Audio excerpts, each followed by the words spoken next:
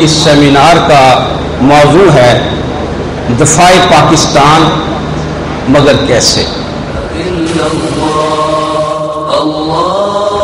1965 کی جنگ لڑی ہم نے،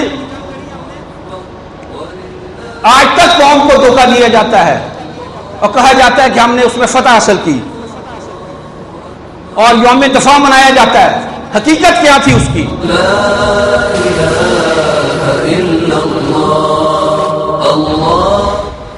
تاریخ میں کئی مواقع ایسے آئے 65 سالوں میں کہ پاکستان کو تباہی اور تباہ اور برباد کرنے کے لیے دشمن قوتوں نے فیصلہ کر لیا، لیکن اللہ نے پھر حالات ایسے پیدا کر دیے کہ پھر پاکستان بچ گیا۔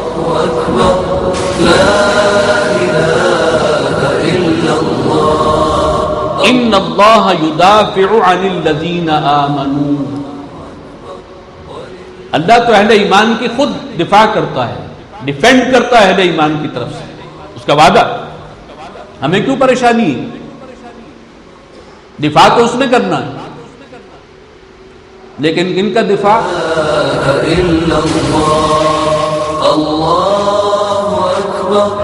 اللہ تو مدد کرنے کو تیار ہے، لیکن ہم ہی اللہ کی مدد قبول کرنے کو تیار نہیں ہے۔ امریکی مدد قبول ہے، لیکن یہ کہ اللہ کی مدد قبول کرنے کو تیار نہیں ہے، یہ ہماری سیاہ بختی ہے، بدبختی ہے، کم بختی۔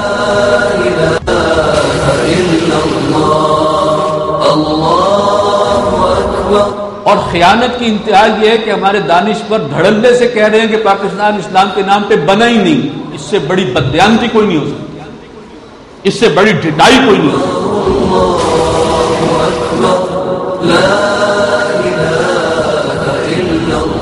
جب پاکستان بن رہا تھا تو کہ ایسے حالات تھے، اللہ نے جذبہ پیدا کر دیا تھا کہ پشاور سے لے کر ڈھاکہ تک پورے مسلمان متحد تھے، ہم پاکستان لے کر رہیں گے۔ اور آج صورتحال یہ ہے کہ موجودہ پاکستان میں بھی 4 صوبے 5 صوبے، ان کے اندر مزید قومیتیں، ہم کٹھے ہونے کو تیار نہیں۔ کالا باغ ڈیم نہیں بن سکتا، سارا ملک جو ہے وہ متفق ہو کر عوام چاہیں اور سب کا فائدہ نظر آئے، لیکن بن نہیں سکتا، اس لیے کہ ہم مجموعی طور پر پورے پاکستان کے لوگ کسی ایک نقطہ نظر پر متفق نہیں۔ اللہ کی مدد ہم سے روٹھی ہوئی ہے، ہماری بدعمالیوں کی وجہ سے، کرپشن کی وجہ سے، بدعہدی کی وجہ سے، دین سے بے وفائی نہیں، دین سے غداری کی وجہ سے۔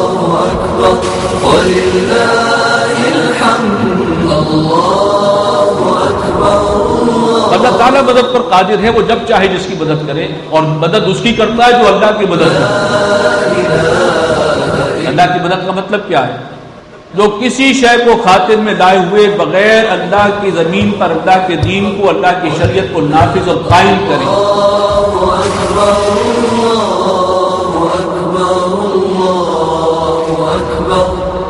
ہندو قوم ایک الگ قوم ہے، ان کی سوچ الگ ہے، ان کے کھانے الگ ہیں، ان کے حلال حرام الگ ہے۔ چند مثالیں کافی ہیں۔ ان کے کھانے الگ ہیں، ان کے ہاں گائے کا پیشاب سب سے زیادہ پاک چیز دنیا میں شمار ہوتی ہے، ان کے ہاں پیک ملتا ہے، آج بھی ملتا ہے۔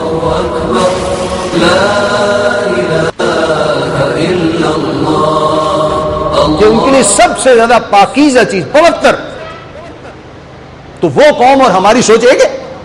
ہماری سوچ میں تو پوری بالٹی دودھ کی ہو اور اس میں ایک قطرہ پیشاب کا گر جائے تو وہ دودھ جو ہے وہ قابل استعمال نہیں ہے۔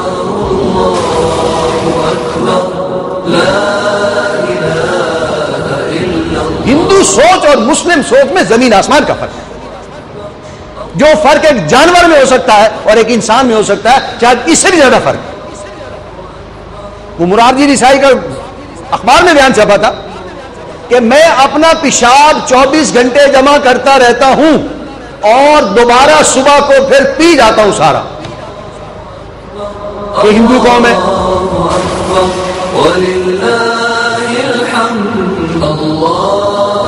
ریلیوں کے ذریعے نہیں، صرف مظاہرے کر کے نہیں، حقیقی معنی امریکہ سے رشتہ توڑو، رب سے رشتہ توڑو۔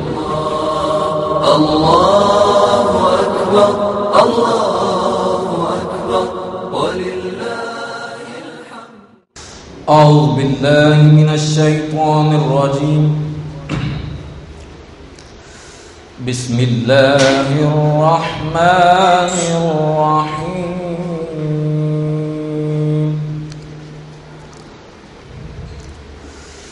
या अय्युहल्लज़ीना आमनू ला तत्तखिज़ुल यहूदा वन्नसारा औलिया।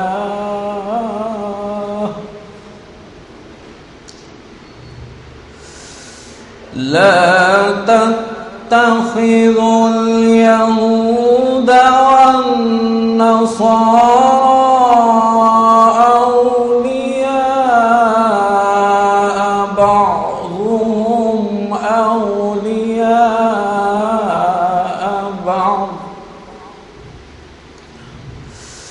ومن يتولهم منكم فإنه منهم إن الله لا يهدي القوم الظالمين. إن الله لا يهدي القوم الظالمين.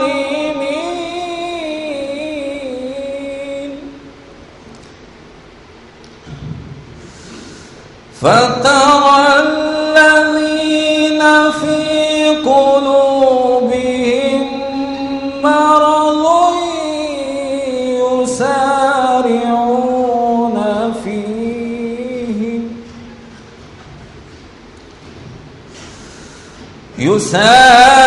يسارعون فيهم يقولون نخشى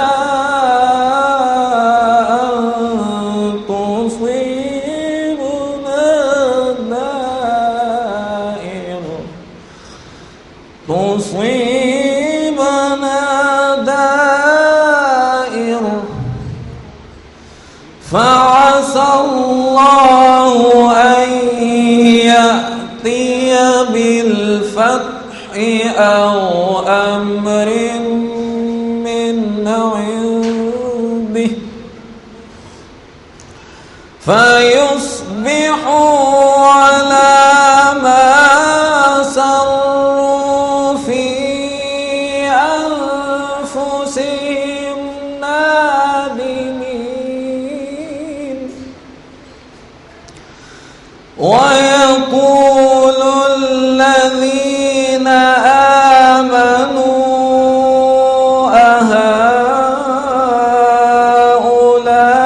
أهؤلاء الذين أقسموا بالله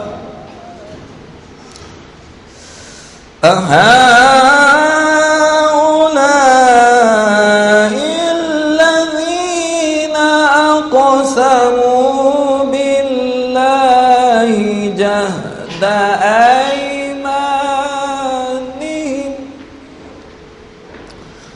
إنهم لمعكم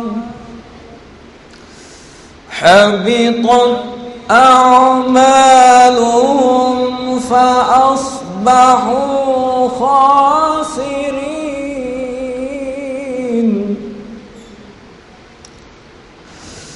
يا أيها الذين آمنوا من يرتد منكم عن دينه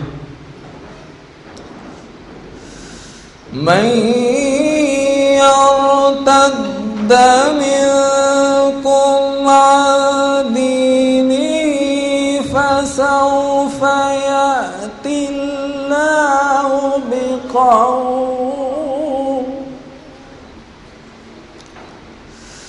فسوف يأتي الله بقوم يحبهم ويحبونه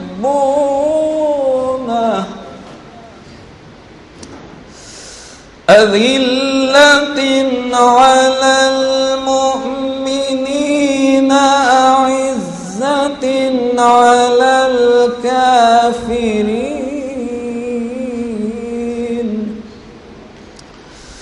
يجاهدون في سبيل الله ولا يخافون لومة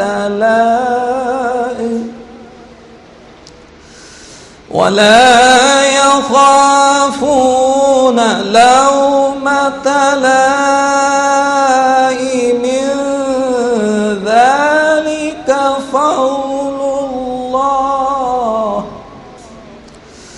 ذلك فضل الله يؤتيه من يشاء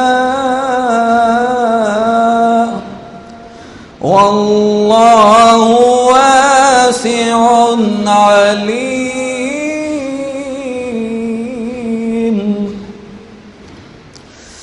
إنما وليكم الله ورسوله والذين آمنوا الذين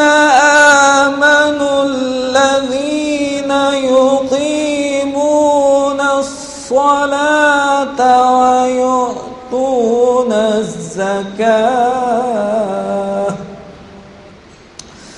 الذين يقيمون الصلاة ويؤتون الزكاة وهم راكعون. ومن يتول الله ورسوله والذين آمنوا فإن حزب الله هم الغالبون.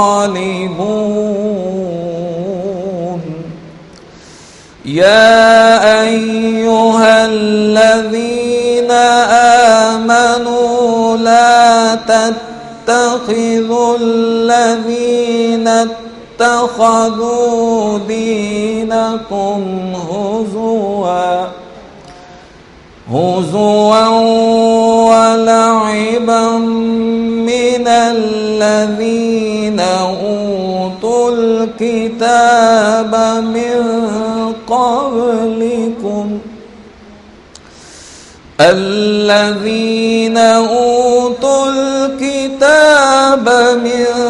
قبلكم والكفار أولياء واتقوا الله إن كنتم مؤمنين. صدق الله العظيम. अल्लामा इकबाल मरहूम का कलाम तो है ही, लेकिन ये उम्मत मुस्लिमा के नाम एक पैगाम भी है। आज का इंतखाब तुलूए इस्लाम बांगे दरा से है, समात फरमाएं।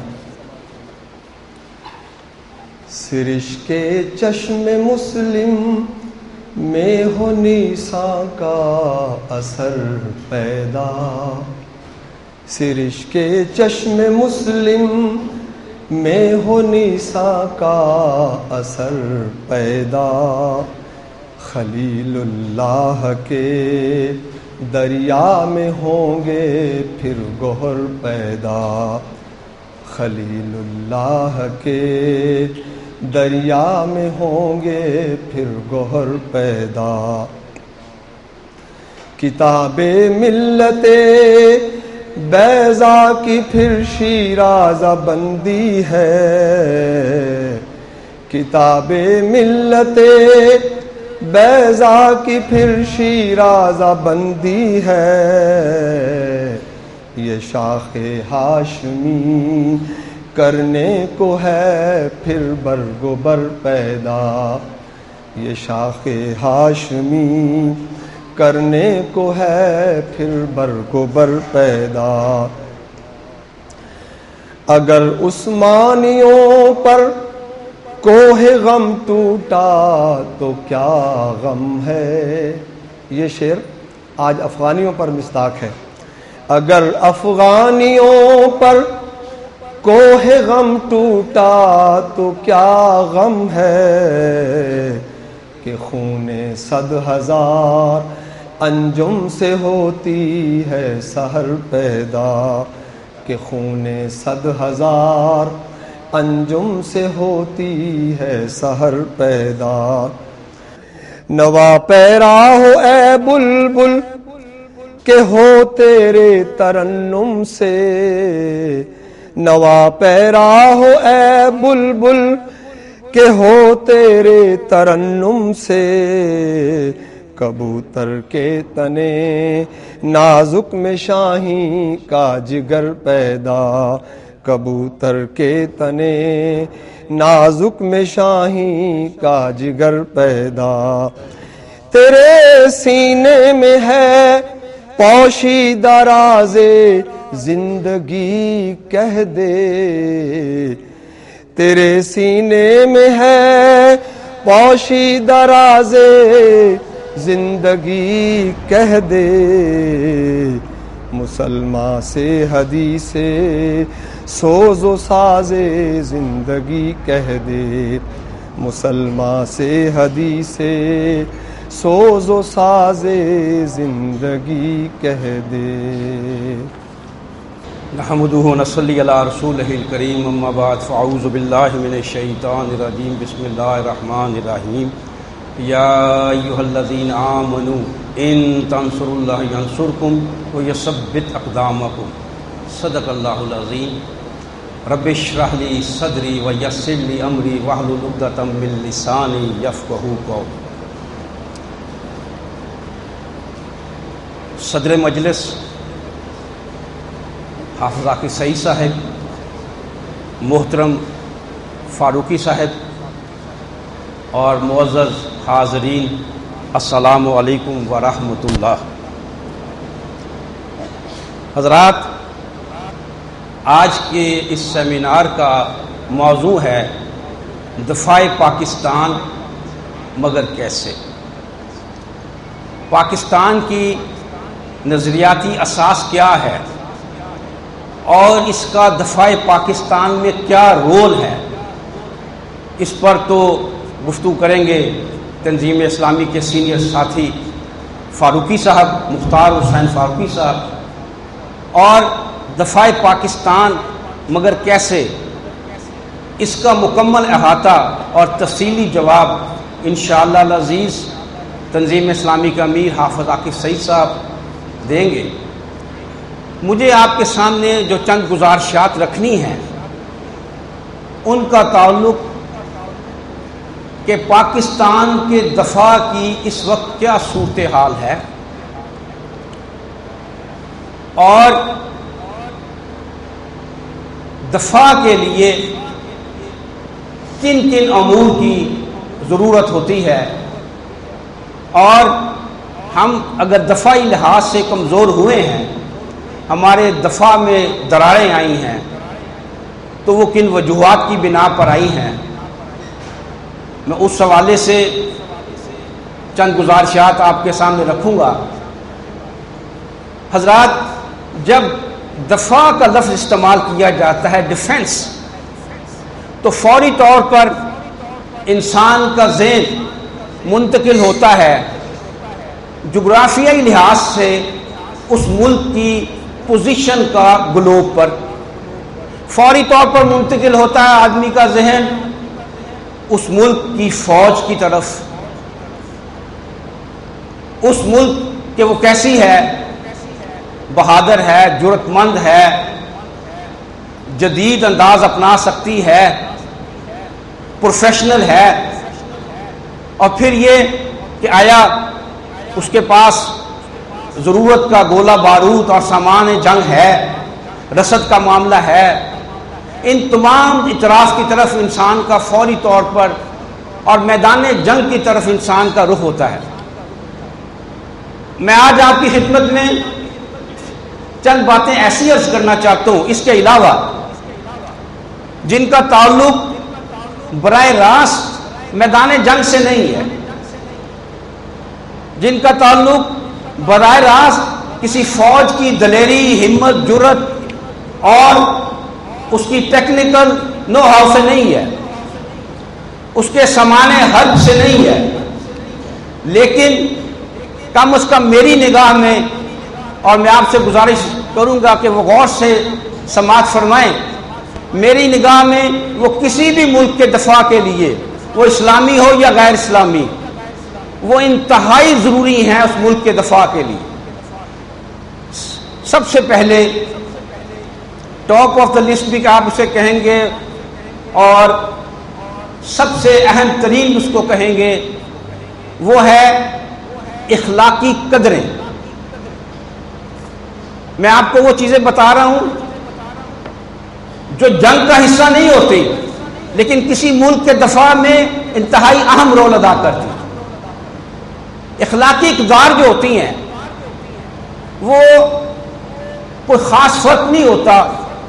میں مثال کے طور پر کر دوں گا کہ سعودی عرب خالصتاً ایک اسلامی ملک اس لحاظ سے کہ وہ مسلمانوں کا مرکز ہے، اور چین ایک نان بلیورز کا ملک ہے، لیکن اخلاقی اقدار میں کوئی بہت بڑا فرق نہیں آئے گا، فرق ہوگا لیکن بہت بڑا فرق۔ مثلاً یہ کہ کسی جگہ کبھی بھی کسی بھی زمانے میں سچ ایک بہت بڑی اخلاقی قدر تھی، ہے، رہے گی۔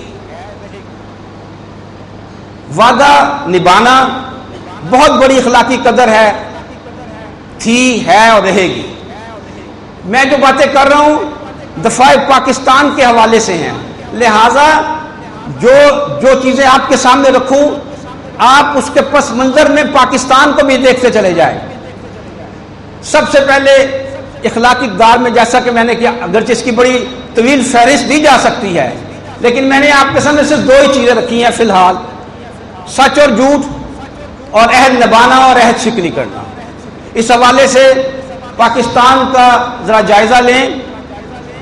ہمارے خالص سیاسی لوگ جو ہوتے ہیں وہ جو عوامی جلسوں میں تقریریں کرتے ہیں ان میں کیا ہوتا ہے میں آپ پر چھوڑتا ہوں، اور خاص طور پر جب انتخابی یعنی الیکشن کے دن ہوں تو وہ کیا کہہ رہے ہوتے ہیں، ملک کو جنت 2 گھنٹے میں بنا دیتے ہیں۔ یعنی جھوٹ در جھوٹ جو ہوتا ہے، لہذا ہمارا ملک اس لحاظ سے بڑا کمزور ہے۔ اس میں کسی میں فرق نہیں میں کرتا، کوئی 19-20 کا فرق ہوگا، کوئی زیادہ بولتا ہوگا، کم بولتا ہوگا۔ دوسرا میں نے عرض کی تھی کہ عہد شکنی اور عہد نبھانا یہ بھی اخلاقی اقدار ہے، تو اس کا ایک ہی مثال کافی ہے۔ ہمارے صدر محترم فرماتے ہیں، اگر کسی کو ان کے لیے محترم کا لفظ پسند نہ آئے تو میں معذرت چاہتا ہوں، کہ وعدہ کوئی قرآن و حدیث ہے، کسے توڑا نہیں جا سکتا۔ تو یہ حالت ہے کہ یہ جو ایک ستون میں نے آپ کے سامنے رکھا ہے دفاع کے حوالے سے، کہ اس قوم کی، اس ملک کی اخلاقی اقدار کا معیار بہت بلند ہو۔ آپ تاریخ کا مطالعہ کریں، آپ یقیناً اس نتیجے پر پہنچیں گے کہ ہر وہ بڑی قوت جسے زوال آیا، میری اس بات کو بڑے غور سے سماعت فرمائیے اور جا کر چیک کیجئے کہ ہر بڑی قوت کو دنیا میں جس کسی کو بھی زوال آیا، پہلے اس کی اخلاقی اقدار کو زوال آیا، تب جا کر وہ سیاسی لحاظ سے، مالی لحاظ سے، عسکری لحاظ سے زوال پذیر ہوئی۔ دوسری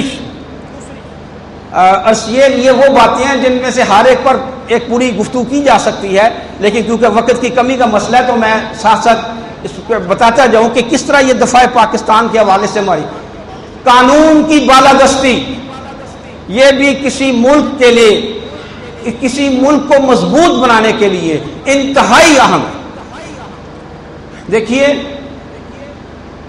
مثال میں بہت زیادہ اونچی دینے لگا ہوں، اندازہ کیجئے کہ نبی اکرم صلی اللہ علیہ وسلم کے سامنے کسی قبیلے کی جس کا مجھے اس وقت نام یاد نہیں، ایک عورت فاطمہ نامی عورت، اس کی چوری کی سفارش، آپ سب کے سامنے وہ واقعہ آ گیا ہوگا، بڑا مشہور واقعہ ہے. اس کی سفارش ہوئی، آپ نے نہ صرف وہ سفارش رد کی بلکہ یہ کہ آپ کا چہرہ مبارک سرخ ہو گیا اور آپ نے فرمایا کہ اگر فاطمہ بنت محمد بھی صلی اللہ علیہ وسلم چوری کرتی تو میں اس کو بھی ہاتھ کاٹ دیتا. یہ ہے قانون کی بالادستی، یہ ہیں وہ چیزیں جو کسی ملک کی بنیادوں میں پڑتی ہیں، تب وہ وہی کام کرتے ہیں جس طرح آپ آج لوہا یا آئرن وغیرہ جو ڈالتے ہیں بنیادوں میں اور سمجھتے ہیں ہم ایک مضبوط عمارت تعمیر کر رہے ہیں. وہ کسی بھی ملک کی دفاع کے لیے بہت اہم چیزیں ہیں. یہ تو باہر میں نے بہت اونچی بہت بڑی مثال دے دی. آج کی دنیا میں بڑی کم تر لوگوں کے غیر مسلم لوگوں کی مثال دے لیجئے. آپ نے یہ واقعہ بھی بڑا مشہور ہے، آپ نے سنا ہوگا کہ جنگ عظیم دوم جاری تھی، ورلڈ وار سیکنڈ ہو رہی تھی، انگلینڈ بہت مصیبتوں میں تھا، شکست صاف سامنے نظر آ رہی تھی. Winston Churchill London high court پہنچ جاتے ہیں. چیف جسٹس کو اطلاع ملتی ہے کہ ونسٹن چرچل آپ سے ملنے آئے ہیں. وہ حیران ہوتے ہیں، ملک جنگ میں ہے، وزیر اعظم کے پاس تو اس وقت سر کھجولنے کا موقع نہیں ہوگا، یہ کہاں آ گئے؟ بہرحال وہ ملتے ہیں تو وہ صرف ان سے پوچھتے ہیں میں آپ سے صرف یہ پوچھنے آیا ہوں کیا ہماری عدالتیں انصاف کر رہی ہیں؟ انہوں نے کہا سر یقیناً ہماری عدالتیں انصاف کر رہی ہیں اور عوام کو، عام آدمی کو انصاف مہیا کرتے ہیں. ونسٹن چرچل اپنی کرسی سے اٹھ گیا، فتح ہماری ہوگی. قانون کی بالادستی یہ چیز ہے. ایک شخص کہتا ہے میں شکست کے منہ میں ہوں، لیکن اگر ہمارے ملک میں عدل ہوتا ہے تو پھر یقیناً فتح ہماری ہوگی. کتنا تعلق ہے فتح کا اور قانون کی بالادستی کا. اور ہمارے ملک میں کنوکٹڈ وزیر اعظم اسی لندن تشریف لے جاتے ہیں. بات دوسری طرف چلی جائے گی. ہم آگے بڑھتے ہیں. تیسری اہم ترین چیز جو کسی ملک کے دفاع میں بہترین رول ادا کرتی ہے وہ ہے اس حکومت کی ہر دل عزیزی. اس کو بھی ذرا غور سے سنیے. ہمارے ہاں جمہوریت اور بڑے بلند باغ دعوے کیے جاتے ہیں جمہوریت کے، ہم عوامی نمائندے ہیں، عوام کی بات صرف ہمیں کرنے کا حق ہے. ہوتا کیا ہے؟ 100 ووٹ ہیں، 20 کوئی لے گیا، 25 کوئی لے گیا، 10 کوئی لے گیا، 30 والا جیت گیا. 30 والا جیتا تو اس کا مطلب یہ ہوا کہ 70 نے اس کے خلاف ووٹ دیا تھا. یہی مطلب ہوا نا کہ 70 نے اس کے خلاف ووٹ دیا تھا. اب وہ عوامی نمائندہ ہے، بڑے دعوے کار ہے. اور جب حکومت میں آتے ہیں تو یہ 70% جو برکت 85 اور 90% ہو جاتا ہے ان کی کرتوتوں کی وجہ سے. لہذا ہوتا کیا ہے جب کوئی حاکم، اس کا تعلق بڑا گہرا دفاع سے، جب کوئی حاکم عوام کو اپنی پشت پر نہیں پاتا تو پرانے زمانے میں کیا ہوتا تھا؟ وہ حملہ آور فوج سے تاوان دے کر جان چھڑا لیتے تھے، اپنی قوم پر ظلم جاری رکھتے تھے. آج کیا ہوتا ہے؟ آج امریکہ کی مدد قبول کر لیتے ہیں، ان شرائط پہ قبول کر لیتے ہیں جن شرائط پہ وہ دے رہا ہوتا ہے. نتیجہ کیا نکلتا ہے؟ آپ دفاع کے معاملے میں کمزور سے کمزور تر ہو جاتے ہیں.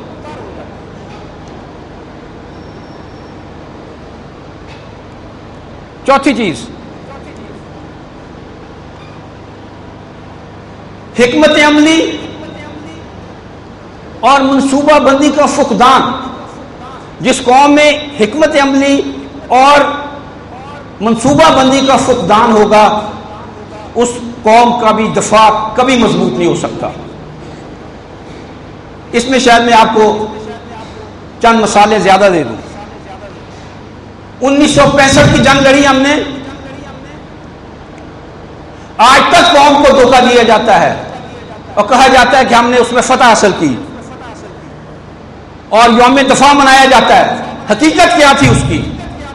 ہم نے بغیر ہوم ورک کیے، بغیر کسی منصوبہ بندی کے، بغیر کشمیریوں سے کوئی رابطہ قائم کیے وہاں اپنے کمانڈوز بھیج دیے. وہاں کسی نے انہیں گھاس نہیں ڈالی، نتیجہ کیا نکلا؟ کوئی کارنامہ سر انجام نہ دے سکے، اور اس شرمندگی کو بچانے کے لیے آزاد کشمیر کی طرف سے حملہ کر دیا گیا۔ یہ سوچا ہی نہیں، یہ کوئی منصوبہ بندی کی نہیں، طے ہی نہیں کیا کہ جب ہم حملہ کریں گے تو کیا وہ اسی طرح بیٹھے رہیں گے؟ کیا وہ اس جنگ کو محدود رکھیں گے کشمیر تک؟ پھر ہوا کیا؟ انہوں نے لاہور کا محاذ کھول دیا، ہم کشمیر لیتے لیتے پاکستان کی بچانے کی فکر پڑ گئی، اور بہرحال یہ تو کہا جا سکتا ہے کہ پاکستان کو بچا لیا گیا، لیکن سوال یہ ہے جس مقصد کے لیے آپ نے جنگ شروع کی تھی، یہ جو آپ نے بڑا عجیب سا لفظ ہے بلکہ ہے ذرا بڑا موضوع، یہ پنگا آپ نے لیا کیوں تھا؟ اسی لیے کہ کشمیر حاصل کریں، اور کشمیر کا معاملہ کیونکہ ساری منصوبہ بندی غلط تھی، حکمت عملی درست نہ تھی، نتیجہ یہ نکلا کہ تاشکند میں ہم چوپٹ ہو گئے۔ مذاکرات کی میز پر ہمارا موقف تسلیم نہ کیا گیا۔ آگے چلیے، اسی طرح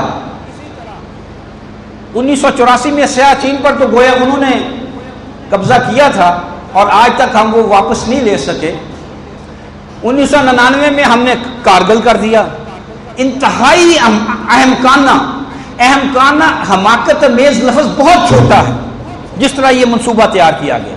ہم کارگل فتح کریں گے اور یہ راستہ سیدھا وادی میں اترتا ہے، جیسے ہندوستان سویا رہے گا، جیسے دنیا میں ہندوستان کا ساتھی کوئی نہیں ہے، جیسے ہم اس سے بہت بڑی طاقت ہے۔ ہوا کیا؟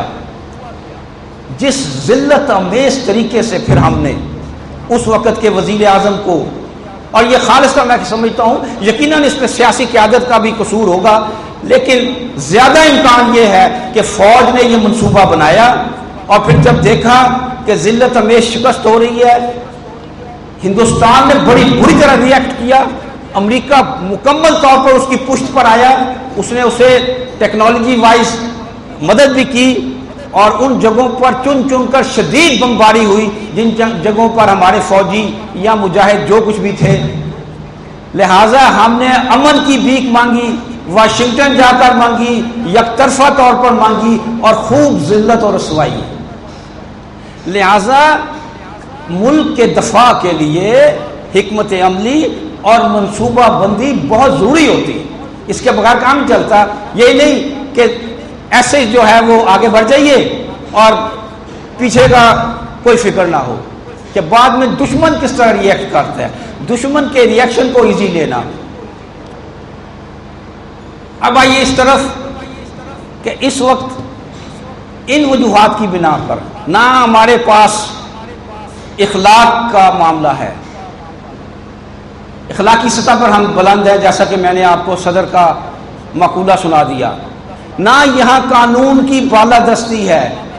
وہ کہتے ہیں نا قانون اندھا ہونا چاہیے، یہاں تو شاید قانون کی 4 آنکھیں ہیں، دیکھتا ہے قانون، یہ بڑا ہے، امیر ہے، اس کا فلاں رشتہ دار فوج میں ہے لہذا، یا اس کا فلاں رشتہ دار وزیر ہے لہذا اس کو کچھ نہیں کہنا، اور یہ اس کو کوئی پوچھنے والا نہیں، اس کے یہ غریب ہے، یتیم ہے، اس پر قانون نافذ کر دو، یہ حال ہے۔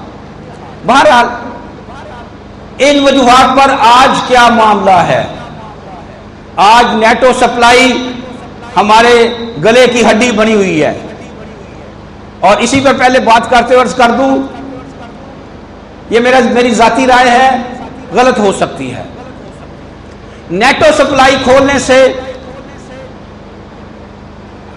ہر 2 صورت میں تباہی ہے، کھولنے اور نہ کھولنے دونوں صورتوں میں تباہی نظر آ رہی ہے، لیکن کھولنے کی صورت میں وہ خودکشی ہے۔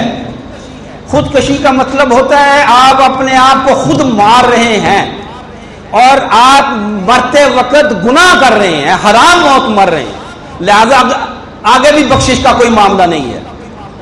نیٹو سپلائی کھولنا یقیناً خودکشی ہے۔ ہم وہ اسلحہ، وہ گولہ بارود پاکستان کی سرزمین سے جانے دیں گے جس نے بالآخر ہم پر ہی برسنا ہے۔ یہ دشمن کے ہاتھ میں گن دینے والی بات ہے کہ ہم اس کو سمجھتے ہیں کہ یہ خودکشی ہے، اور جہاں تک یہ بات ہے، تھوڑے سے آپ حیران ہوئے ہوں گے کہ میں نے کہا کہ نہ کھولنے میں بھی تباہی ہے، لیکن ایک تو وہ خودکشی نہیں، اگر موت آئی، اول تو مجھے یقین ہے کہ یہ قوم اگر اس آزمائش سے گزر گئی تو زندہ تابندہ ہو کر سامنے آئے گی، لیکن اگر نہ بھی گزری تو شہادت تو ہے نا۔ دیکھیے اگر ہم نیٹو سپلائی نہیں کھولتے تو امریکہ کیا کرے گا؟ 1998 کی طرح ہماری امداد بند کر دے گا۔ 1998 میں ہم نے اس کو برداشت کر لیا تھا جب یہ ایٹمی دھماکے ہوئے تھے۔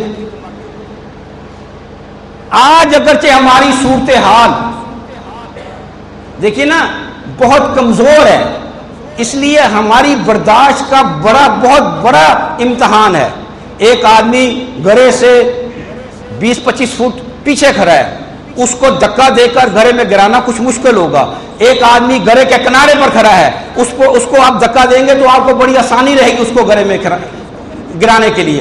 آج ہم گھرے کے کنارے پر ہیں، لیکن یاد رکھیے اگر قوم یہ طے کر لے گی کہ ہم اس آزمائش سے پورا اتریں گے، ہم مراد چھوڑیں گے، ہم اے سی چھوڑیں گے، ہم ایسی ہر وہ چیز چھوڑ دیں گے جس کا زندگی کی بنیادی ضرورت سے تعلق نہیں ہوگا، ہم کاسمیٹکس نہیں درآمد کریں گے، ہم صرف وہ چیزیں لیں گے جن چیزوں سے زندگی بہرحال چلتی ہے، تو میں یقین سے کہہ سکتا ہوں کہ انشاءاللہ بھی میرے ساتھ کہیں انشاءاللہ پاکستان زندہ بھی رہے گا، اور یقیناً جس طرح سونا کٹالی سے نکل کر اپنی اصل اور قیمتی صورت میں سامنے آتا ہے اس طرح سامنے آئے گا انشاءاللہ۔ ضرورت صرف اس عمر کی ہے کہ اس وقت ہم یہ نہ دیکھیں کہ یہ اس کے پاس پیسے ہیں اور میرے پاس اب نہیں تو میں اس کو لوٹ لوں، یہ نہیں۔ روکھی سوکھی کھا کر گزارا کرنے کا اگر ہم اور ہمارے لیڈر یہ طے کر لیں تو اس صورت میں ہم بچ کر نکل سکتے ہیں۔ موجودہ دفاع کا معاملہ یہ ہے، اب میں جتنے بھی میں نے پوائنٹس آپ کو بتائے ہیں انہی کے حوالے سے آپ سے بات کروں گا۔ حکمت عملی اور منصوبہ بندی کا فقدان، یہ فقدان بھی چھوٹا لفظ ہے کہ اس کے ہم قریب سے نہیں گزرے۔ دیکھیے نا کتنا بے وقوف ہوتا ہے وہ شخص جو دو آدمیوں کی لڑائی میں آئے اور دونوں سے دشمنی پیدا کر لے، اس کو آپ عقل مندی کہیں گے؟ کہ ایک آدمی دو آدمیوں کی لڑائی میں آیا ہے اور دونوں کا دشمن بن گیا ہے۔ میں کہتا ہوں جرت نہیں تھی، دلیری نہیں تھی، ایمان کی رتی نہیں تھی، ہم نے طالبان کا ساتھ نہ دیا کیونکہ یہ سامان ہمارے پاس نہیں تھا۔ ہم نے دیکھا وہ بڑا بھی ہے، اس کے پاس پیسے بھی ہیں، وہ ڈالر بھی دے گا، ہماری کرسی بھی مضبوط ہوگی، ہم نے اس کا ساتھ دیا۔ لیکن یہ کہ نہ ہم سے طالبان راضی ہیں، یہ کس چیز کا نتیجہ ہے؟ حماقت کا۔ اور امریکہ وہ تو ہمیں کھانے کو آ رہا،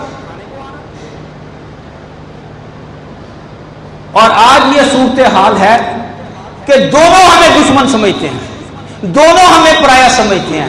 یہ ہے ہماری حکمت عملی، یہ ہے ہماری منصوبہ بندی پاکستان کو بچانے کے لیے۔ کل کلام جب امریکہ واپس چلا گیا تو طالبان ہمیں کیا سمجھیں گے؟ اور خدا نہ خواستہ طالبان کو یہاں کچھ ہوتا ہے تو بچ ہم بھی نہیں سکتے۔ دو طرفہ نقصان ہے ہمارا، اور یہ خالصتاً حکمت عملی کا، خارجہ پالیسی کا، دفاعی پالیسی کی ناکامی کی وجہ ہے۔ پاکستان کے دفاع کو ایک بات اور عرض کر دوں آپ کے سامنے، ان سب کمزوریوں کے باوجود پاکستان کو اب بھی بیرونی سطح پہ وہ خطرات لاحق نہیں ہیں جو خطرات پاکستان کو اندرونی سطح پہ ہیں۔ وہ بیرونی سطح پہ وہ خطرات نہیں ہیں۔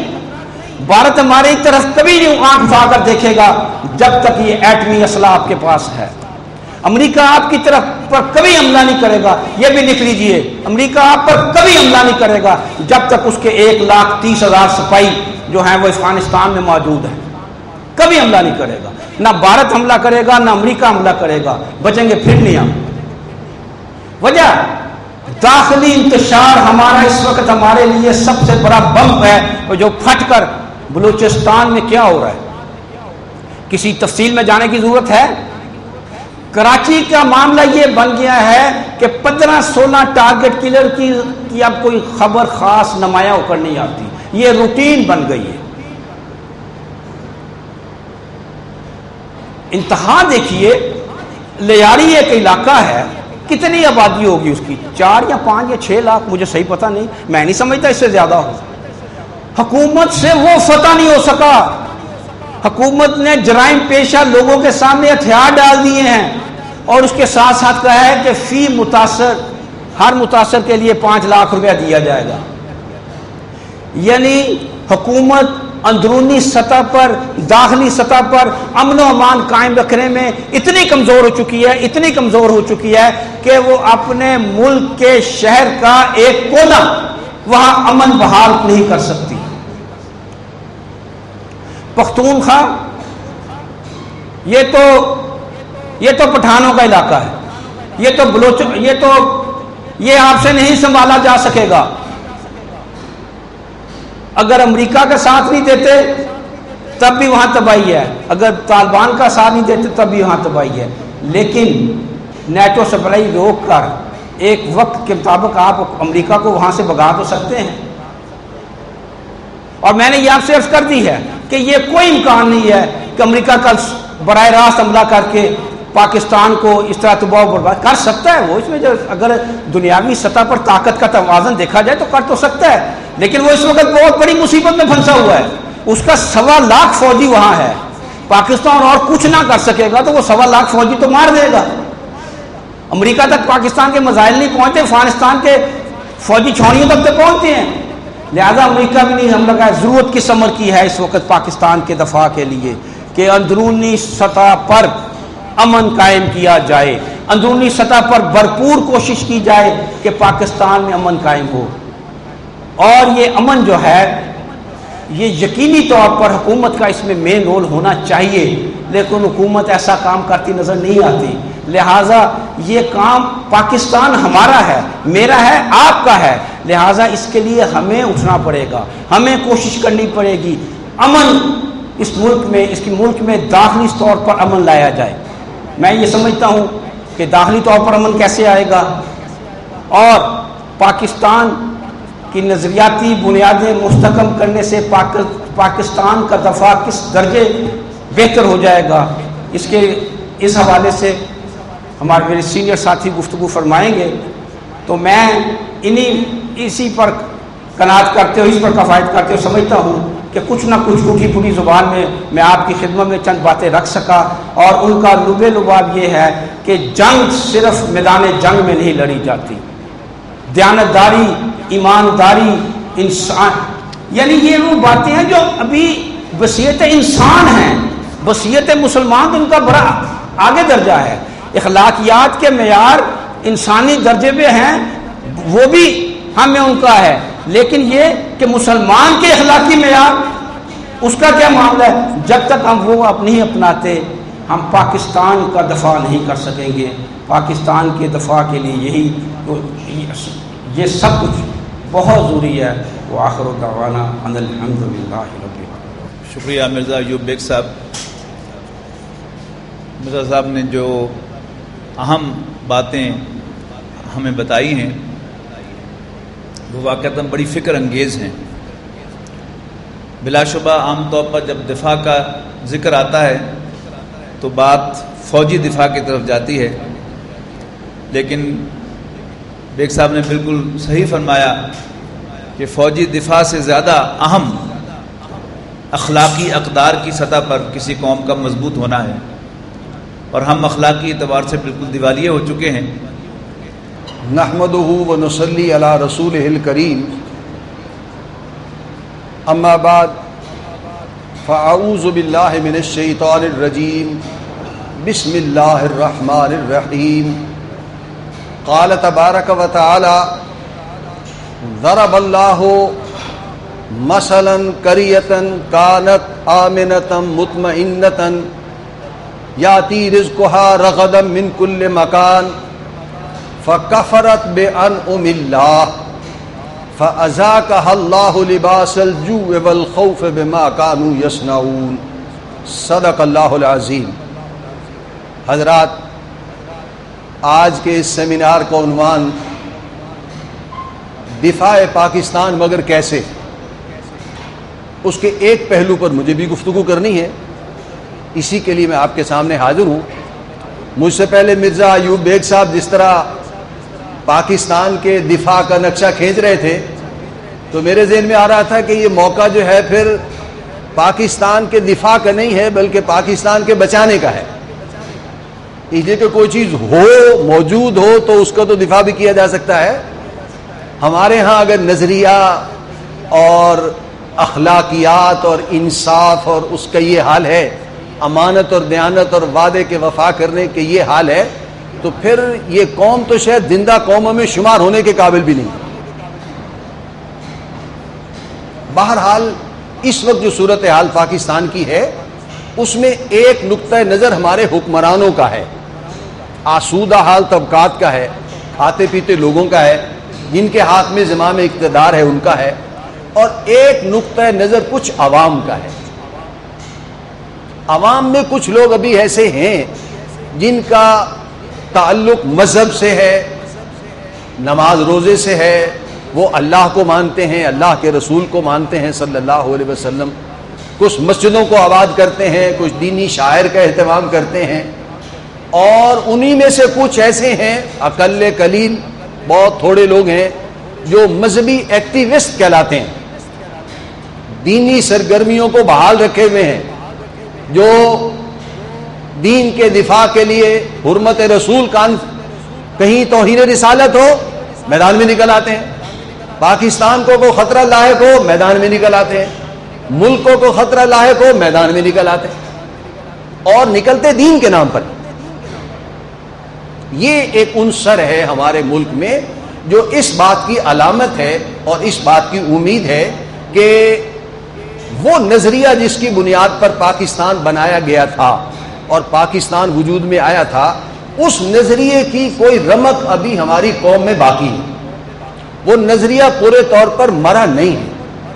اگرچہ ہمارے عوام نے اس کے لیے جو کچھ کرنا چاہیے تھا، جو ہمت پیدا کرنی چاہیے تھی، جو آگے بڑھنا چاہیے تھا، جس اسلام پر عمل کرنا چاہیے تھا، وہ کر کے دکھایا نہیں ہے، لیکن یہ کہ بہرحال وہ ابھی جذبہ مرا بھی نہیں۔ آج سے 65 سال پہلے 1947 میں پاکستان وجود میں آیا، اور اس سے کوئی 40 سال پہلے تحریک چلی کہ اس ملک میں انگریز قابض ہے، اور انگریز نے یہ ملک مسلمانوں سے چھینا تھا۔ وہ بر صغیر، وہ برطانوی ہند جس میں انگریز نے آ کر قبضہ کر لیا تھا، اس پورے برطانوی ہند پر پہلے مسلمانوں کی حکومت تھی۔ انگریز نے یہ ملک مسلمانوں سے چھینا تھا، اور ڈر یہ تھا کہ جب انگریز جائے گا تو یا تو وہ مسلمانوں کو دبا کے ہندوؤں کا سارا ملک لے کے چلا جائے گا، اور اگر مسلمانوں میں جان ہو تو چین کے سارا ملک اس سے واپس لے لیں گے۔ لہذا ہندو اور مسلمان دونوں متفکر تھے، دونوں اس بات سے خائف تھے کہ انگریز نے تو جانا ہے، وہ تو 7 سمندر پار سے آیا ہوا ہے، لیکن جب وہ جائے گا تو پھر ہمارا کیا بنے گا۔ ہندو اس بات سے بھی خائف تھا کہ مسلمانوں سے 700 سال سے ہم کٹے رہ رہے ہیں، اور مسلمان ہمیشہ اقلیت میں رہے ہیں، سن 47 میں بھی اقلیت میں تھے اور پہلے بھی اقلیت میں تھے، ہندو اکثریت پہ ہوتے ہوئے بھی مسلمانوں کو نہیں دبا سکا۔ ہندو کو ڈر بھی تھا، خوف بھی تھا، لیکن جو اس کے راستے میں کامیابی کا زینہ بن گئی وہ چیز اس 20ویں صدی میں جو گزری ہے، جمہوری دور کا آغاز تھا کہ دنیا میں حکومتوں کا بننا اور حکومتوں کا گرنا ووٹوں کی بنیاد پر ہو گیا، تعداد لوگوں کی کتنی ہے۔ اس سے ہندو کو ایک بہت بڑی ہمت مل گئی تھی کہ وہ اکثریت میں ہے اور جمہوریت کی بنیاد پر حکومتیں بنتی ہیں، بگڑتی ہیں، اور جمہوریت کی بنیاد پر یہ پاکستان بننے والا تھا۔ اسی کا ایک ریفرنڈم ہوا تھا سن 46 میں، جس کی بنیاد پر یہ ملک تقسیم ہو گیا، تو اس سے اسے ایک حوصلہ ہوا تھا۔ لیکن اس ہندو نے انگریز کے ساتھ مل کر پھر بھی ایک سازش کر، وہ سازش یہ تھی کہ ان مسلمانوں کو جتنا دبایا جا سکتا ہے دبا دیا تھا، اور وہ قریب تھا کہ وہ سازش کامیاب ہو جاتی، اور ہم جیسے پہلے انگریز کے غلام تھے، پھر انگریز کے جانے کے بعد ہندو کے غلام بنے. لیکن اللہ تعالیٰ نے ہی بہرحال وہ سبیل پیدا کی ہے. میں تفصیل میں نہیں جا سکتا کہ علامہ اقبال کی شخصیت اللہ نے پیدا کر دی اس ملک میں، اور انہوں نے ایک نظریہ یہ پیش کیا جو دنیا میں اچھوتا نظریہ تھا، اس سے پہلے وہ کسی ملک میں پیش نہیں کیا گیا، اگرچہ اپنی جگہ ایک حقیقت ہے کہ اس ملک کے رہنے والے ہندو اور مسلمان دنیا کے عام اعتبارات کے اعتبار سے، رنگ اور نسل، زبان اور معاملات کے اعتبار سے ٹھیک ہے ایک ہوں گے، لیکن چونکہ ان کا مذہب مختلف ہے، ان کی سوچ مختلف ہے، ان کے کھانے مختلف ہیں، ان کے لباس مختلف ہے، ان کا حلال حرام مختلف ہے، ان کے عبادت کے طریقے مختلف ہیں، لہذا یہ ایک قوم نہیں ہو سکتی. قائد اعظم کا وہ بیان موجود ہے جو انہوں نے غیر ملکی ادارے کو دیا تھا کہ پاکستان میں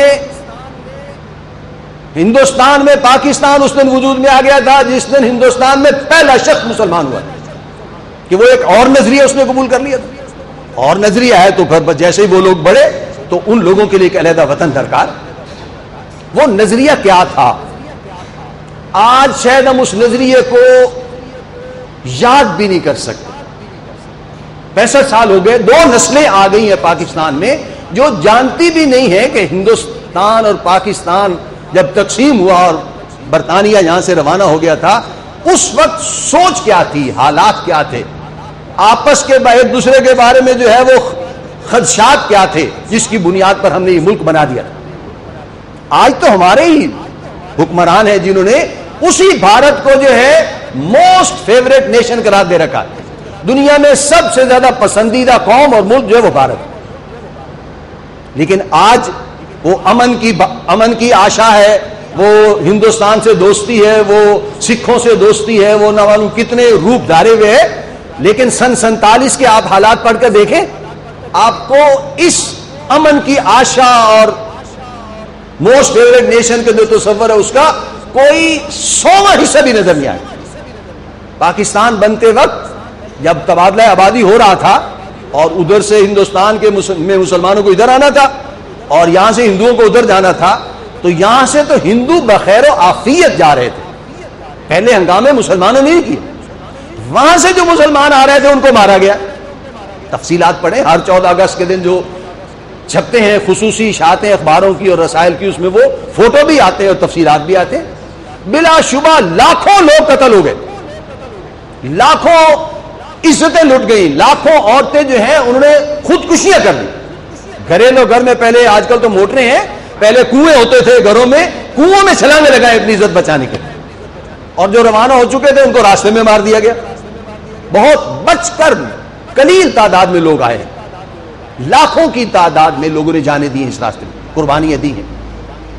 اور وہ واقعہ اکثر و بیشتر آتا ہے اخبارات میں کہ ایک آدمی تھا، وہ جب پاکستان کی سرحد پر پہنچا ہے واگا کے پاس، تو جیسے اس نے سرحد عبور کی اور پتہ چلا کہ پاکستان آ گیا، اس نے زمین پر سجدہ کیا، اللہ کا شکر ادا کیا ہے کہ میں زندگی میں پاکستان پہنچ گیا. بھئی تم اکیلے آئے تھے؟ نہیں. تمہارا باپ کہاں ہے؟ شہید ہو گیا. والدہ کہاں ہے؟ پتہ نہیں کہاں ہے. بیوی کہاں ہے؟ پتہ نہیں کہاں ہے. بچے کہاں ہیں؟ نامعلوم کہاں ہے. رشتہ دار کہاں ہے؟ پتہ نہیں. ہم تو قافلہ چلے تھے، میں کسی طرح بچ بچا کے یہاں پہنچ گیا. اس کو نہ اپنے رشتہ داروں کی فکر تھی، نہ اپنے ماں باپ کی فکر تھی، نہ اولاد کی فکر تھی. شکریہ ادا ہو رہا تھا کہ میں پاکستان پہنچ گیا، جہاں جس ملک کو ہم نے لیا ہے اللہ کے دین کے نفاذ کے لیے. کہ پاکستان ہم نے لیا تھا، آج شاید ہمیں یاد بھی نہیں ہے کہ پاکستان میں کیوں بنایا تھا. علامہ اقبال نے کہا تھا 37 میں، 1930 کا ان کا جو مشہور خطبہ ہے الہ آباد کا، کہ انگریز تو جائے گا یہاں سے اور اس ملک میں کوئی نہ کوئی فیصلہ بھی ہونا ہے. انہیں نظر آ رہا تھا کہ اگر یہاں کے مسلمانوں کو پورے ہندوستان کے حوالے سے شمال مغربی جو موجودہ پاکستان ہے جہاں مسلمانوں کی اکثریت ہے وہاں ایک الگ ملک اگر مل جائے، ہم مطالبہ کریں اور وہ ملک مل جائے، تو ہمیں اس دور میں ایک موقع مل جائے گا کہ جدید دنیا کے سامنے اسلام کی حکومت کا ایک عملی نمونہ پیش کر سکیں گے، خلافت راشدہ کا ایک عملی نمونہ پیش کر سکیں گے کہ اسلام کا معاشی نظام، اسلام کا سیاسی نظام، اسلام کا سماجی نظام، اسلام کی اجتماعی اقدار اگر کسی ملک میں جڑ پکڑ جائیں اور وہاں اس کو ان کا نفاذ ہو جائے تو کیسا معاشرہ وجود میں آتا ہے۔ یہ علامہ اقبال نے 1930 میں بات کہی، اور یہی بات پھر آگے پھیلی ہے جس نے دو قومی نظریے کی جو ہے وہ جو اساس بن گیا۔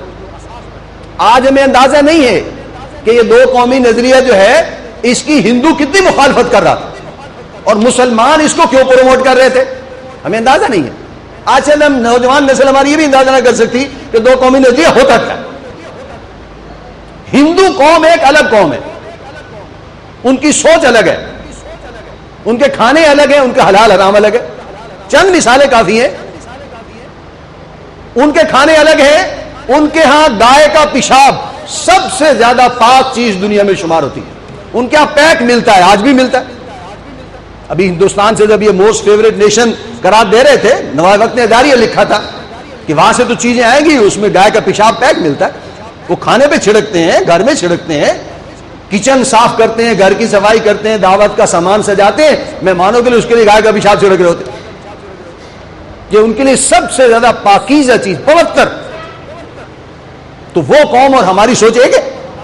ہماری سوچ میں تو پوری بالٹی دودھ کی ہو اور اس میں ایک قطرہ پیشاب کا گر جائے تو وہ دودھ جو ہے وہ قابل استعمال نہیں۔ اسی ہندوستان کا ایک وزیر اعظم تھا مرارجی دیسائی، 1980 81 82 میں ملک کا وزیر اعظم ہے، پڑھا لکھا آدمی ہے، سمجھدار آدمی ہے، لیکن ہندو ذہنیت کیا ہے؟ ہندو سوچ اور مسلم سوچ میں زمین آسمان کا فرق ہے۔ جو فرق ایک جانور میں ہو سکتا ہے اور ایک انسان میں ہو سکتا ہے، شاید اس سے بھی زیادہ فرق ہے۔ وہ مرارجی دیسائی کا اخبار میں بیان چھپا تھا کہ میں اپنا پیشاب 24 گھنٹے جمع کرتا رہتا ہوں اور دوبارہ صبح کو پھر پی جاتا ہوں سارا۔ یہ ہندو قوم ہے۔ وہ صرف اکیلا تھا مرارجی دیسائی پورے ہندوستان میں، کیا وہ پوری قوم کا نتیجہ یہ، اور یہ ان کے ہاں باقاعدہ ان کی جو ہے حکمت کی کتابیں دیکھیں، اس کے بڑے فوائد ہیں، ان کو وہ پروموٹ کرتے ہیں۔ اور جو آدمی پیشاب پی سکتا ہے، میں آپ سے سوال کرتا ہوں کہ وہ گندگی کھانے کے لیے اس کو کوئی عقلی دلیل رکاوٹ آئے گی کہ صاحب پیشاب تو پیا جا سکتا ہے، گندگی نہیں کھائی جا سکتی؟ کون سی دلیل ہوگی بتائیں؟ کوئی دلیل اس کے پاس، شخص کے پاس نہیں ہوگی، اور وہ کھاتے ہیں، اس میں کوئی شک نہیں، ان کا ایک طبقہ ہے جو وہ بھی کھاتا ہے۔ کہاں مسلمان کہ حضور نے فرمایا صلی اللہ علیہ وسلم، ایک وقت آپ تشریف لے جا رہے تھے صحابہ کے ساتھ، ایک قبرستان کے پاس سے گزر ہوا، آپ نے فرمایا اس قبر میں عذاب ہو رہا ہے، یہ بندہ پیشاب جب کرتا تھا تو پیشاب کے قطروں کا لحاظ نہیں کرتا تھا، اس کے جسم پر گر جاتے تھے، اس وجہ سے اس کو عذاب ہو رہا ہے۔ اور کہاں وہ آدمی مجسم پیشاب سارا پی جاتا ہے روزانہ۔ زمین آسمان کا فرق، یہ قومیں دونوں ایک نہیں ہو سکتی۔ ان کے حلال حرام ہو رہے ہیں۔ ابھی لوگ زندہ ہو گئے یہاں، سن 47 سے پہلے یہاں ہندو تھے نا، ہمارے اسٹیشن ہوتے تھے، فیصل آباد اسٹیشن ہے، آگے کراچی تک، پورے ملک میں اسٹیشن تھے، ہندو پانی الگ ہوتا تھا، مسلم پانی الگ ہوتا تھا، اس لیے کہ ہندو کے ہاتھ سے پانی اگر لے لیا جائے اور مسلمان کا گیلا ہاتھ ہندو کو لگ جائے تو وہ ناپاک ہو جاتا، ہندو کو مسلمان کا گیلا ہاتھ لگ جائے تو وہ ناپاک ہو جاتا۔ لہذا اسٹیشن پر ایک کونے پر مسلم پانی ہوتا تھا، لکھا ہوتا تھا باقاعدہ، اور دوسرے کونے پر ہندو پانی ہوتا تھا کہ کہیں ان کے گلاس بھی آپس میں ٹکرا نہ جائے۔ وہ قوم آج ہماری فیوریٹ نیشن ہے، جبکہ اس وقت لوگوں کو سمجھ میں آ رہا تھا کہ ہندو اور ہوتے ہیں، مسلمان اور ہوتے ہیں۔ اور بہرحال کسی وجہ سے حالات ایسے ہیں، جو آیت میں نے پڑھی کہ اللہ نے ہمیں بڑی نعمتیں دی تھی۔ آج نوجوان نسل شاید ہماری نہیں جانتی کہ جب تحریک پاکستان چلی، اس وقت قائد اعظم حیدرآباد دکن گئے تھے، عثمانیہ یونیورسٹی کے طلباء سے خطاب کیا تھا، سوال ہوا کہ پاکستان بنے گا، اس کا آئین کیا ہوگا؟ انہوں نے فرمایا کہ ہمارے ملک کا آئین قرآن مجید ہوگا، اللہ کے احکام، اللہ کے رسول کے احکام، قرآن و سنت ہوگا. اس سے زیادہ کیا بات ہو سکتی ہے کہ پاکستان کو ہم نے اللہ کے دین کے نفاذ کے لیے لیا، اور اسی نے پھر وہ شکل اختیار کی تھی جو مشہور نعرہ ہے جو اب بھی ہمارے ذہنوں پر آتا ہے کہ پاکستان کا مطلب کیا؟ لا الہ الا اللہ. عوامی سطح پر اس ساری سوچ اور ساری نظریے نے یہ ایک شکل اختیار کی کہ پاکستان ایک ملک ہے جو ہم حاصل کرنے جا رہے ہیں جس میں لا الہ الا اللہ، اللہ کی حکومت ہوگی اور اللہ کے نمائندے کی حیثیت سے محمد الرسول اللہ صلی اللہ علیہ وسلم کے احکام پر عمل ہوگا، قرآن و سنت کی بالادستی ہوگی، اللہ کا دین نافذ ہوگا. وہ ہمارے تصورات میں تھا جو خلافت راشدہ میں امن اور سکون اور بھائی چارہ، کوئی بھوکا نہیں سو رہا، کسی کی عزت نہیں لٹ رہی، کوئی آدمی انصاف سے محروم نہیں رہ رہا، کوئی زکات دینے والا ہے اس کو زکات دینے والا نہیں ہے. یہ اقدار تھی جو مسلمانوں کی، وہ عوام نے سوچا تھا. عوام سنتے ہیں نا خلافت راشدہ کی باتیں، حضرت ابوبکر کا یوم وفات آتا ہے، حضرت عمر کا آتا ہے، حضرت عثمان کا آتا ہے، حضرت علی کا آتا ہے، تذکرے ہوتے ہیں تو ہمارے ذہنوں میں ایک نقشہ موجود ہے کہ وہ خلافت راشدہ کیا ہوتی ہے. وہ خلافت راشدہ مسلمان عوام کے ذہن میں تھی کہ پاکستان بنے گا، ہم وہاں یہ کام کریں گے، اللہ کے دین کا نفاذ کریں گے. اسی لیے وہاں سے قربانیاں دے کر لوگ آئے تھے. لیکن یہ اپنی جگہ ایک المیہ ہے کہ وہ پاکستان جس کے لیے قربانیاں دی گئی تھیں وہ کسی وجہ سے وجود میں نہیں آ سکا. وہ پاکستان جو ہے وہ اور ہے، نئی نسل جانتی بھی نہیں تھی. اللہ نے تمہارے اس جذبے کی اتنی قدر کی کہ اللہ نے 2 پاکستان دیے تھے. ایک مغربی پاکستان ہوتا تھا، ایک مشرقی پاکستان ہوتا تھا جو آج کل بنگلہ دیش ہے. ہماری کوتاہیوں کی وجہ سے وہ بنگلہ دیش بن گیا، ہم سے الگ ہو گیا. اب وہ پاکستان جو پہلے مغربی پاکستان کہلاتا تھا اب پاکستان کہلاتا ہے. تو اللہ نے تو بڑے احسان کیے ہم پر. اللہ نے تو ان 65 سالوں میں ہمیں اس طرح بچایا ہے پھر بھی کہ شاید یہ سیدھے ہو جائیں، شاید یہ سیدھے ہو جائیں، شاید یہ سیدھے ہو جائیں. تاریخ میں کئی مواقع ایسے آئے 65 سالوں میں کہ پاکستان کو تباہی اور تباہ اور برباد کرنے کے لیے دشمن قوتوں نے فیصلہ کر لیا، لیکن اللہ نے پھر حالات ایسے پیدا کر دیے کہ پھر پاکستان بچ گیا. امریکہ کے وزیر دفاع یا وزیر خارجہ کا بیان موجود ہے ریکارڈ پر. آج سے کوئی 7 سال پہلے اس نے کہا تھا کہ پاکستان کی تاریخ میں کئی مرتبہ ایسے ہوا کہ ہم نے طے کر لیا کہ اب پاکستان کو سزا دینی ہے کہ ہمارے ساتھ صحیح نہیں چل رہا ہے، منافقانہ چل رہا ہے، ہمیں دھوکہ دیتا ہے. لیکن پھر چند دنوں میں ایسے حالات پیدا ہوئے، ایسی مجبوریاں پیدا ہو گئی کہ پھر اسی پاکستان کو گلے لگانا پڑ گیا. سارا کچھ پیچھے بھول بھلا کے پھر صحیح ہو. اللہ تعالیٰ پاکستان کو بچا رہا ہے، لیکن وہ نظریہ پاکستان، وہ 2 قومی نظریہ وہ کہاں ہے؟ وہ شاید آج سب سے کمزور ترین حالت ہے. وہ نظریہ جو کسی ملک کا نظریہ ہوتا ہے، جو کسی ملک کی بنیاد بنتا ہے، وہ تو سب سے گاڑی شکل میں وہاں ہونا چاہیے. دیکھیے آپ ذرا غور کریں، پاکستان، نظریہ پاکستان کی اہمیت آپ کو اس سے واضح ہوگی کہ پاکستان نام کا ملک 14 اگست 1947 سے پہلے دنیا میں کوئی ملک نہیں تھا اسلام. یہ ملک ہم نے بنایا ہے. یہ ملک جو ہے یہ اوور نائٹ 13 اور 14 اگست کی رات کو بنا ہے، اور یہ ملک رنگ کی بنیاد پر نہیں بنا، نسل کی بنیاد پر بھی نہیں بنا. اب ہم پاکستان میں رہتے ہیں، یہاں ایک نسل تو نہیں رہتی. جب پاکستان بن رہا تھا تو کہ ایسے حالات تھے، اللہ نے جذبہ پیدا کر دیا تھا کہ پشاور سے لے کر ڈھاکہ تک پورے مسلمان متحد تھے، ہم پاکستان لے کر رہیں گے. اور آج صورتحال یہ ہے کہ موجودہ پاکستان میں بھی 4 صوبے 5 صوبے، ان کے اندر مزید قومیتیں، ہم کٹھے ہونے کو تیار نہیں. کالا باغ ڈیم نہیں بن سکتا. سارا ملک جو ہے وہ متفق ہو کر عوام چاہیں اور سب کا فائدہ نظر آئے، لیکن بن نہیں سکتا، اس لیے کہ ہم مجموعی طور پر پورے پاکستان کے لوگ کسی ایک نقطۂ نظر پر متفق نہیں. اور وہی نظریہ جو نظریہ پاکستان ہے، جو 2 قومی نظریہ ہے، آج پوری دنیا کی سطح پر وہ اجاگر ہو چکا ہے. سارا عالم کفر ایک طرف ہے اور عالم اسلام ایک طرف ہے، اور عالم اسلام بھی متحد نہیں ہے.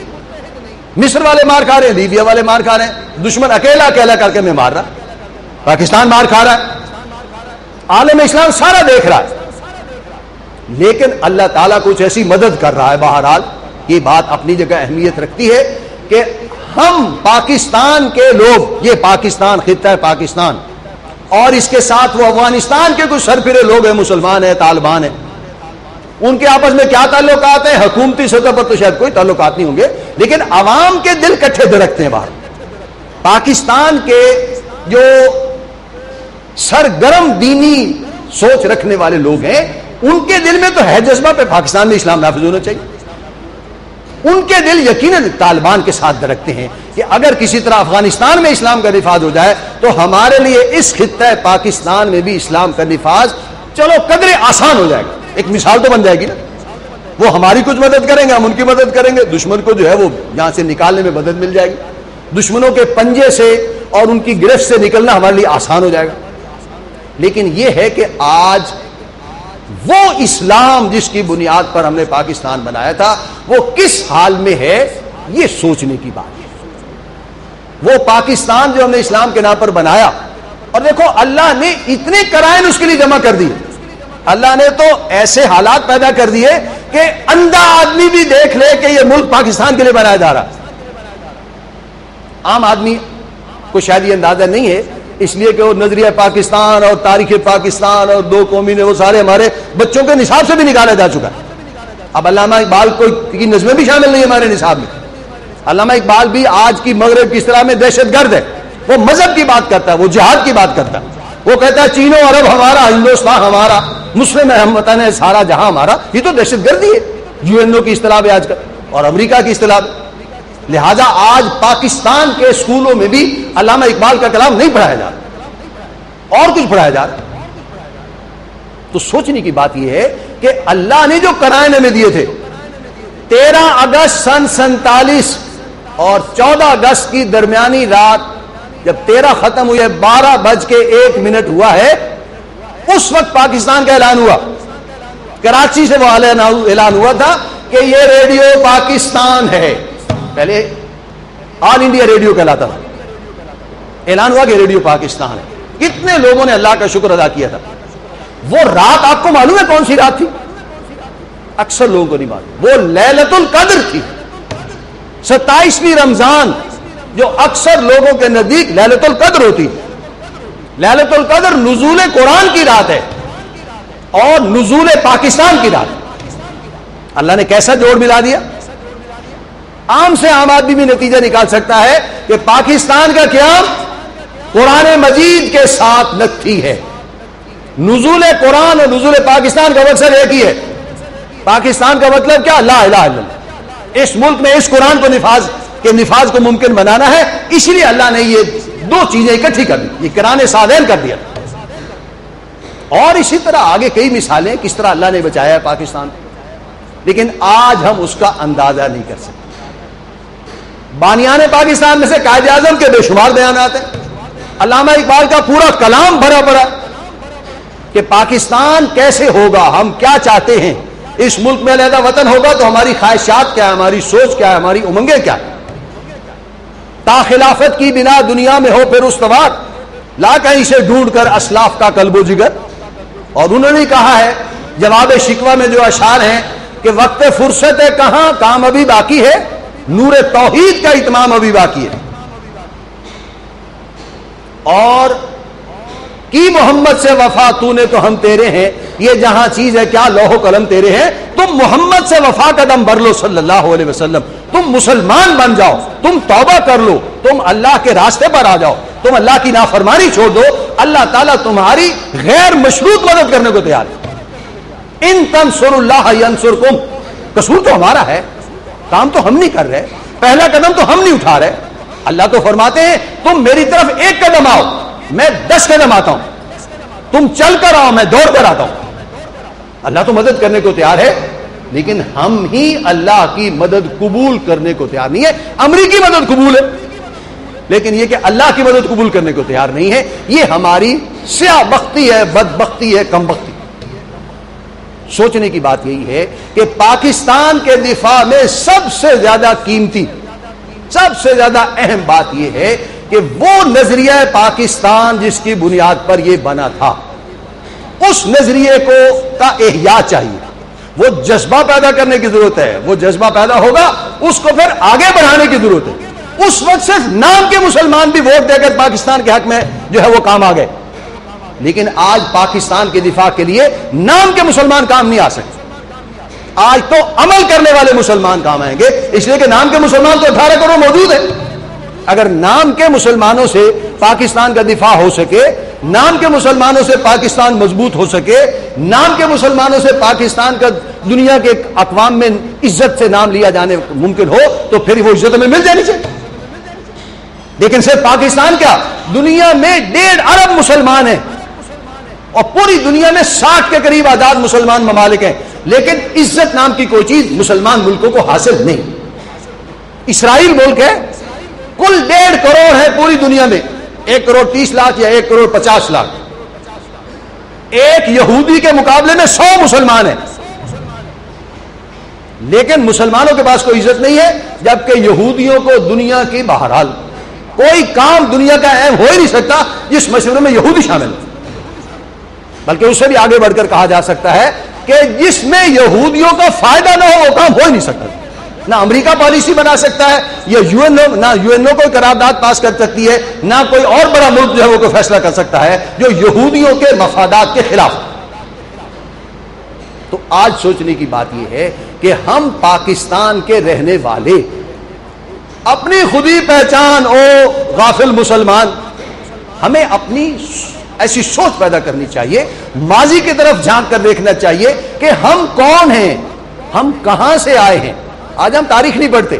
تاریخ کی اہمیت کسی قوم کے لیے، اجتماعیت کے لیے ایسی ہے جیسے کسی فرد کے لیے، کسی انسان کے لیے اس کا حافظہ اور اس کا دماغ ہوتا ہے. موٹر سائیکل کا عام طور پہ ایکسیڈنٹ ہوتے ہیں، ہیڈ انجری ہو جاتی ہے، آدمی کی یادداشت کھو جائے. اب آپ دیکھیں اس آدمی کا کیا حال ہے، صحت مند ہے، کھاتا پیتا ہے، سب کچھ ہے، لیکن یادداشت نہیں ہے. کون ہو کوئی پتہ نہیں، کہاں سے آئے ہو کوئی پتہ نہیں، جانا کہاں تھا کوئی پتہ نہیں، نام کیا ہے کوئی پتہ نہیں، باپ کا نام کیا ہے کوئی پتہ نہیں.